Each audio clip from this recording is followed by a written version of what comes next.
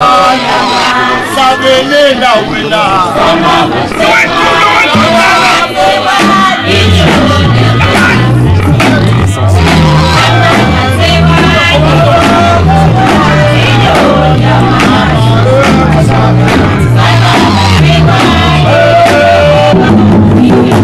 économie, développement économique.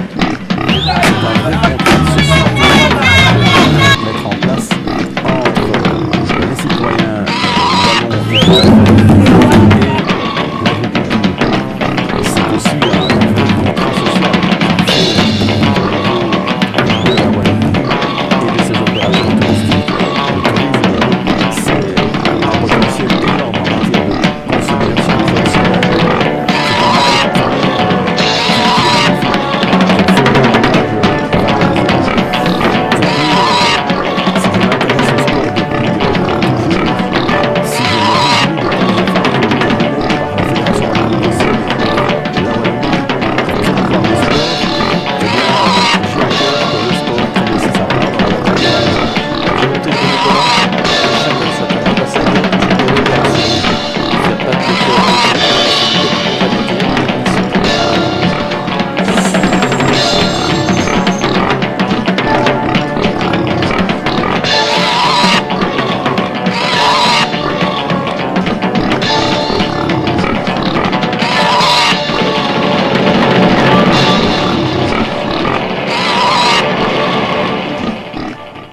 L'objectif principal défini par le ministre qui est une réduction drastique des populations de sangliers. La France est indemne au niveau PPA et l'objectif est qu'elle le reste. Et la seule façon, là pour l'instant, c'est de diminuer fortement les populations de sangliers.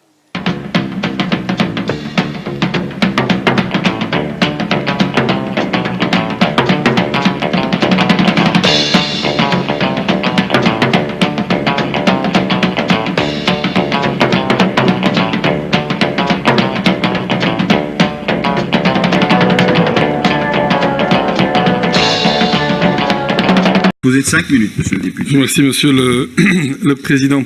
Monsieur le ministre, beaucoup de questions ont déjà été posées, mais pour aborder la question sous l'angle plutôt luxembourgeois et des 63 000 hectares concernés, j'aimerais savoir si vous allez prendre des mesures qui vont faire en sorte de pouvoir assurer la préservation des animaux dans la zone concernée et d'éviter leur divagation à l'extérieur, parce que c'est la crainte évidemment, avec toutes les conséquences et les corollaires que cela va avoir, notamment sur l'activité de la chasse qui va débuter d'ici 15 jours maintenant, la propagation de la maladie au niveau du secteur sylvicole, où on le sait, il y a nombre d'exploitations, que ce soit au niveau des forêts, mais au niveau des pépiniéries, c'est la saison des sapins de Noël qui arrive. Si la zone devait être agrandie, cela poserait évidemment des problèmes en termes d'exploitation.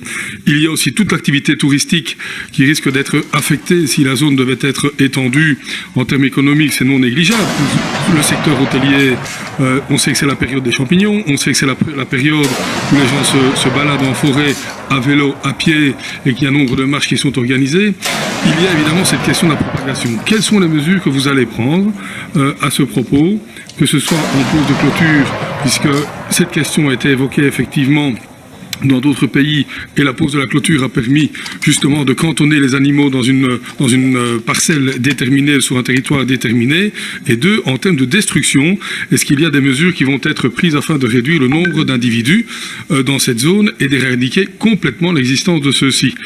Je pense que ce sont des questions qui interpellent sur le terrain nombre de professionnels, mais également la population, qui craint au jour le jour de voir débarquer des sangliers ou de trouver des sangliers le long des routes ou dans les champs. Donc, quelles sont les perspectives que vous allez développer afin de pouvoir essayer de cantonner la divagation des animaux et la diffusion de la chose? Je ne peux pas souscrire à l'idée qui vient d'être émise par Mme Reckmans quant au fait de dire que la suppression du nourrissage est une solution. Je pense que le fait de ne pas nourrir à certains endroits risque au contraire de faire en sorte que les animaux quittent le territoire et justement soient à l'origine de la propagation de la maladie. Donc il faut pouvoir trouver tous les stratagèmes qui puissent permettre de cantonner le phénomène là où il se produit et d'éviter sa divagation. Donc mes questions informations claires et précises et vont dans ce sens. Et pour le surplus, mon collègue Decken interviendra sur le volet plutôt agricole du dossier. Je vous remercie pour les réponses que vous pourrez apporter. Merci Monsieur le Président. Alors, Monsieur le Ministre, chers collègues, il faut le préciser, aujourd'hui, il n'y a aucun élevage porcin qui a été touché par l'épizootie. Ce sont des sangliers. Et donc, aujourd'hui, les élevages porcins de Wallonie, de Belgique, ne sont pas touchés par cette épizootie. Il n'empêche, l'impact potentiel est énorme pour le secteur. En Wallonie, nous avons 500 éleveurs de porcs et ils peuvent être bien sûr touchés de plein fouet par cette potentielle crise. D'une part, nous avons un risque sur les prix, 10 centimes de moins déjà en cotation cette semaine, probablement d'après les premières tendances, 20 centimes de moins la semaine prochaine au kilo. C'est une baisse quasiment identique en termes de pourcentage de prix de vente. C'est donc une chute énorme en dessous du prix de revient pour l'éleveur. Deuxième élément important, ça risque de bloquer le marché. Nous avons un marché essentiellement exportateur au niveau belge et donc nous avons un risque de saturation du marché belge.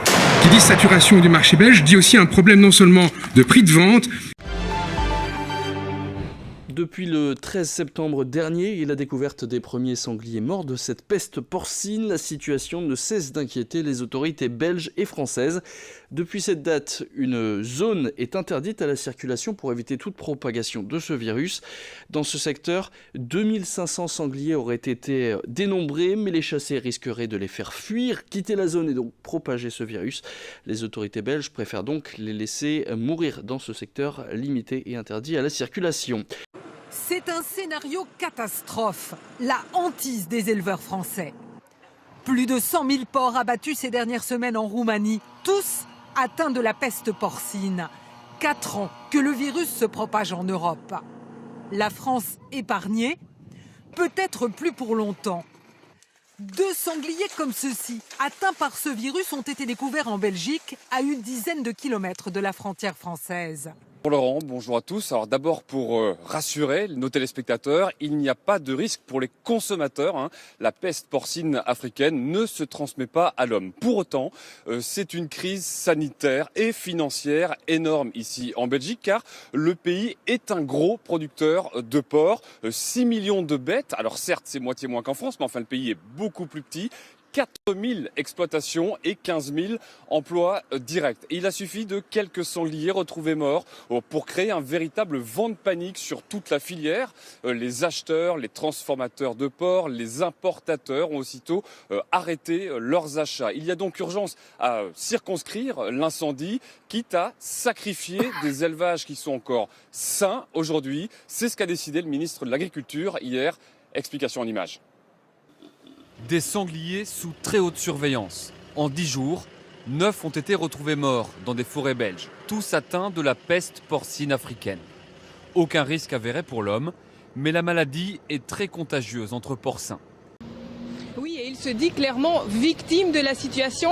Lorsque nous sommes arrivés sur le site des abattoirs d'Anderlecht, eh bien, nous n'avons pas été autorisés à filmer. Une réunion de crise se tenait au niveau de la direction des abattoirs. Mais il était clair que la boucherie qui se situe dans le Food Med était évidemment visée par ces viandes impropres à la consommation. Nous avons quand même pu rencontrer ce boucher, 55 ans, que la famille Amar est sur le site d'Anderlecht. Et donc c'est l'incompréhension. Dès hier soir, ils nous ont confirmé avoir détruit 60 kilos de viande suspectée d'être impropre à la consommation. Mais le boucher se pose une question, est-il le seul incriminé dans cette affaire? Pour en avoir le cœur net, nous nous sommes rendus ici à l'AFSCA. Nous avons posé la question au porte-parole de l'Agence fédérale pour la sécurité de la chaîne alimentaire. Oui, c'était pas vraiment très étonnant pour nous. Donc, ce qui est étonnant essentiellement, c'est le fait que ça ait pris autant de temps à remonter à la surface. Donc, on avait eu des travailleurs qui ont eu l'occasion de nous dire déjà dans le passé ce à quoi ils étaient confrontés, et donc notamment le fait de jouer avec les dates limites de conservation des produits, manière d'éviter d'avoir des déchets. Donc, une fois qu'un produit arrivait un petit peu proche de la date, on ressortait des étiquettes en fait et on réemballait le produit avec une date de vie plus importante. Nous avons rencontré un boucher de supermarché. Pendant plusieurs années, comme à Roquemaure, il a fait de la remballe dans la boucherie de la grande surface qu'il employait. Il a accepté, en conservant l'anonymat, de nous montrer ce qu'il faisait quotidiennement. Alors voilà de la viande que l'on a achetée il y a une dizaine de jours. Pour la démonstration, il a accepté d'acheter les morceaux de viande qu'il avait l'habitude de retravailler. Tous sont aujourd'hui largement périmés. Alors, on va commencer par le plus flagrant. Par le rôti de bœuf, par exemple. Vous voyez déjà la différence? Voilà comment elle est. Je vais enlever une tranche de partout. On enlève tout ce qui est noir.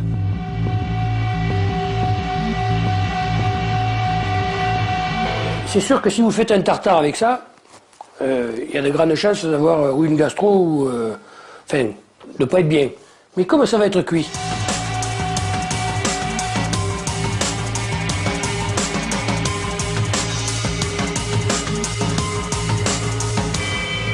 Alors bon, vous remettez ça, bien entendu, dans une barquette blanche. Hein.